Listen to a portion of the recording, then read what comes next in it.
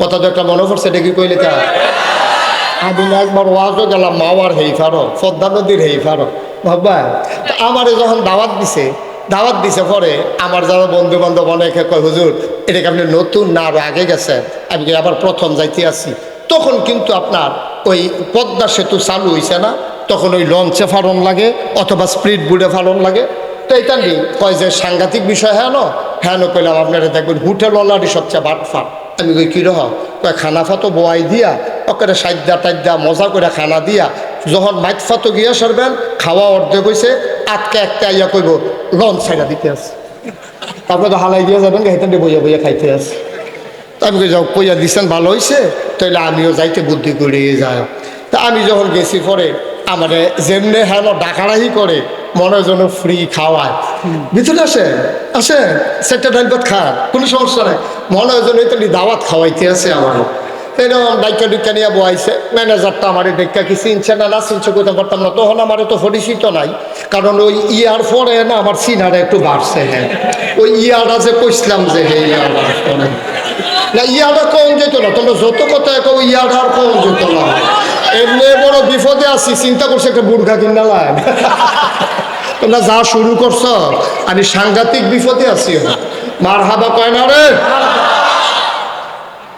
মালিকাই আসেন আমার এক হুজুর, আমি নিজে রাতে মাছের মাথাটা ধুইছি, এটা আপনি খান, ইলিশ মাছের মাথা সবচেয়ে বড় মাথা, আপনি মজা করে খান।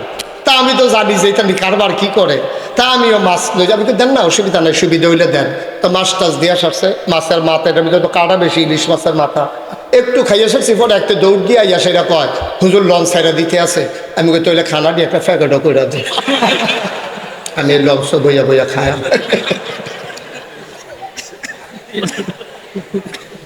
টেনশনের দরকার নাই, দাও দাও ভাই, একটু দেরি হইব, তাহলে আমি কই খাইয়েই উঠি। মুসলমান মন দিয়ে শুনো, এক নম্বরে তৎকালীন জমানায় যারা সমাজের নেতা তারা আমার নবীকে বাধা দিল।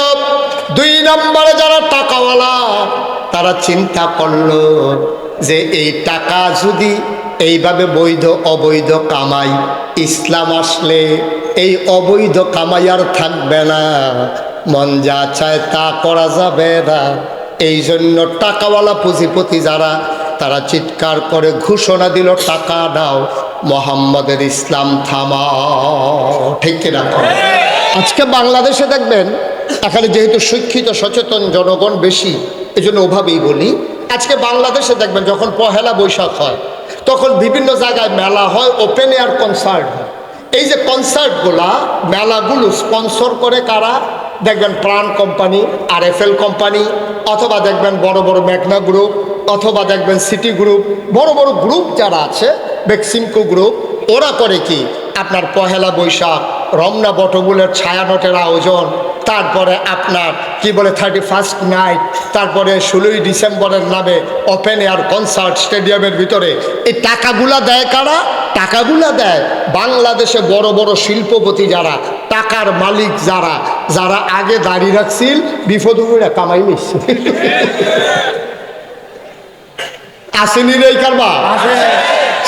আগে দেখলে মনে হইতো ফেরেস্তা একটা যাইতে আছে, সাদা পায়জামা, সাদা পাঞ্জাবি, সাদা টুপি, সাদা চুল, কি সুন্দর, অক্ষরে দরবেশের মতো না, দরবেশে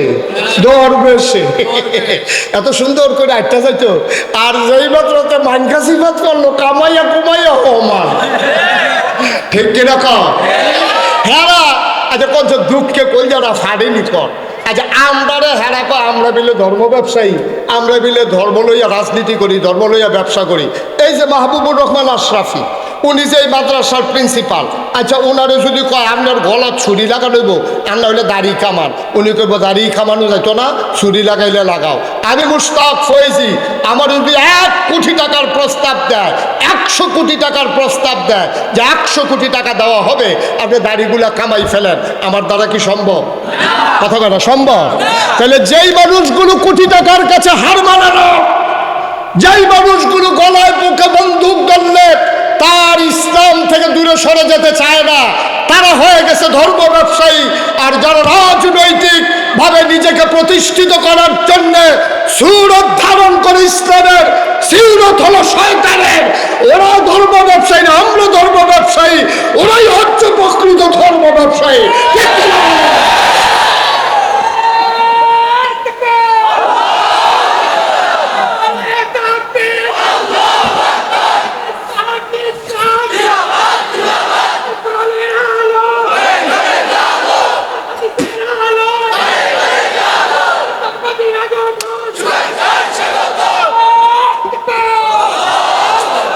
সবাই পড়ে না আমিন, জুড়ে পড়ে না আমিন।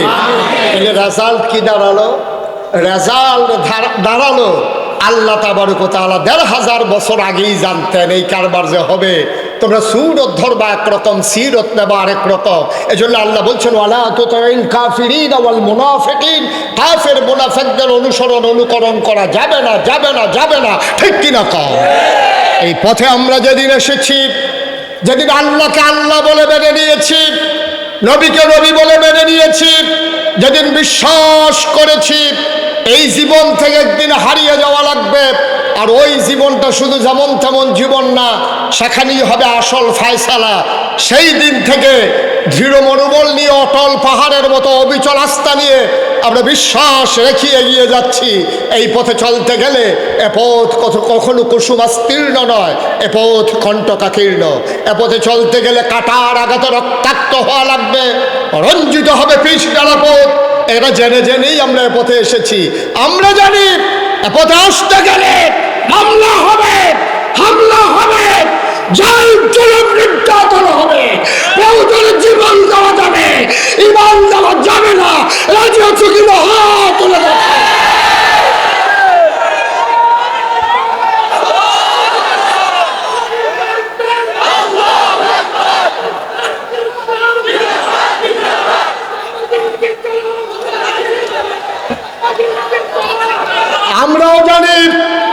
আমরাও জানি কেমন করে তাল মিলিয়ে চলতে হয়, আমরাও তাল মিলিয়ে চলতে জানি।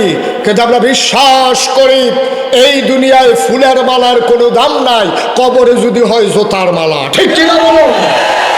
এই দুনিয়ায় যদি টিটকারি হয়, মস্কারা হয়, গুম হয়, নির্যাতন হয়, নিপীড়ন হয়, মামলা হয়, হামলা হয়, ফাঁসি কাস্টে ঝুলতে হয়, বিশ্বাস আছে যেদিন কবরে যাব অপেক্ষা করছে আমাদের জন্য ফুলের মালা। ঠিক কিনা বলো?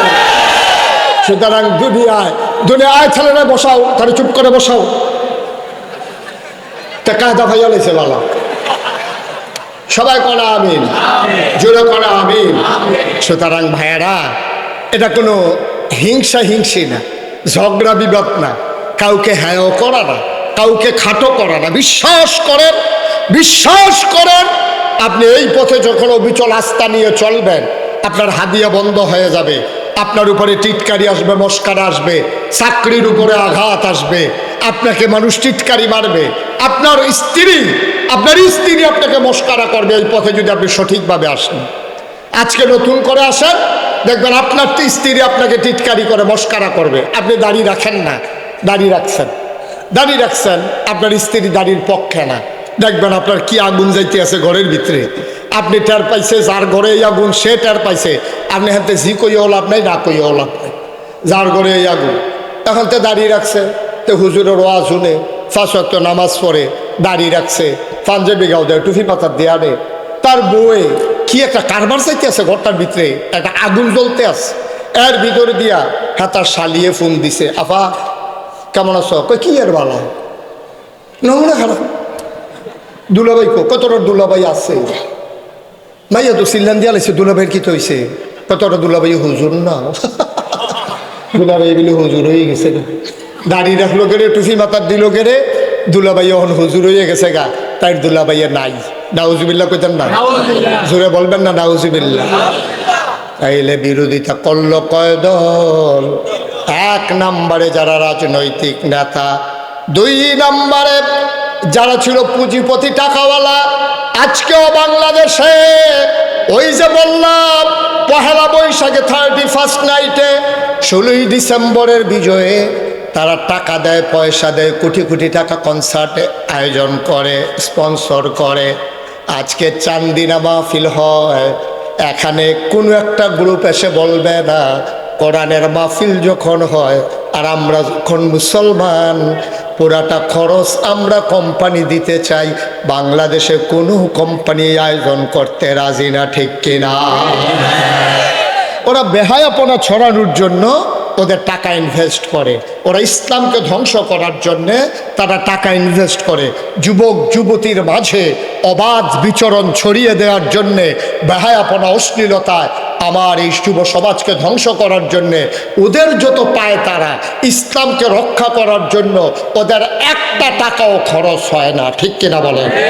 3 নাম্বার কারা বিরোধিতা করলো? আবার আপনারা চমকে উঠবেন, থমকে দাঁড়াবেন, আশ্চর্যান্বিত হয়ে যাবেন। 3 নম্বরে নবীর যারা বিরোধিতা করেছে ওরা হলো তৎকালীন ধর্মগুরু, যারা তৎকালীন সময়ে পূজা দিত। আমাদের দেশে হিন্দুদের যে পূজা দেয়, তো নিজে নিজে কিন্তু পূজা দেয় না, পূজা নিয়ে ব্রাহ্মণের কাছে কয়, ঠাকুরের কাছে কয়, পুরোহিতের কাছে কয়, ভাই আমার একটা পূজা দেওয়া লাগবে, আমার বড় বিপদে আছে, ব্যবসায় বাইর খাইছি, ফলা বিদেশ যাইব, তারে বিয়া করা, ফলা বাচ্চা হইছে, আবার একটা পূজা দেওয়া লাগবে, একটা পূজাটা দিয়ে দিয়ে। এই কথা বলার পরে তখন পুরোহিত কি কয়, ঠাকুর কি কয়? ঠাকুর কয় 1 ছড়ি কলা লাগবে, 5 কেজি দুধ লাগবে, একটা ধুতি লাগবে, একটা গামছা লাগবে, নতুন একটা ফাতিলা লাগবে, একটা কলস লাগবে, আর একটা খাসি ফাড়া, এরা তো ফাড়া না, তো একটা পাঠা লাগবে। এই সবগুলো নিয়ে আসেন, পূজা দেওয়া হবে। খুব ঠান্ডা মাথায় চিন্তা করেন। এখন পূজা দেবে একজন হরিনাথ, হরিনাথে পূজা দিব, গেছে ঠাকুরের ব্রাহ্মণের কাছে, ব্রাহ্মণ তারে কইয়া দিছে কি কি লাগবো, কলার ছড়ি লাগবো, দুধ লাগবো, ফাড়া লাগবো, খাসি, তারপরে ধুতি লাগবো, গামছা লাগবো, নতুন ফাইলা লাগবো, নতুন কলস লাগবে। আচ্ছা এবার মনে করেন আজকে থেকে বাংলাদেশে সব পূজা বন্ধ, ইন্ডিয়াতে সব পূজা বন্ধ, তো যারা ধর্মগুরু, যারা ঠাকুর, যারা পুরোহিত, এখন তো তার কাছে আর কেউ পূজা দিতে যায় না। তো পূজা দিতে না গেলে তার কলার ছড়িও শেষ, তার 5 কেজি দুধও শেষ, ফাড়াও শেষ, গামছাও শেষ, তার ধুতিও শেষ।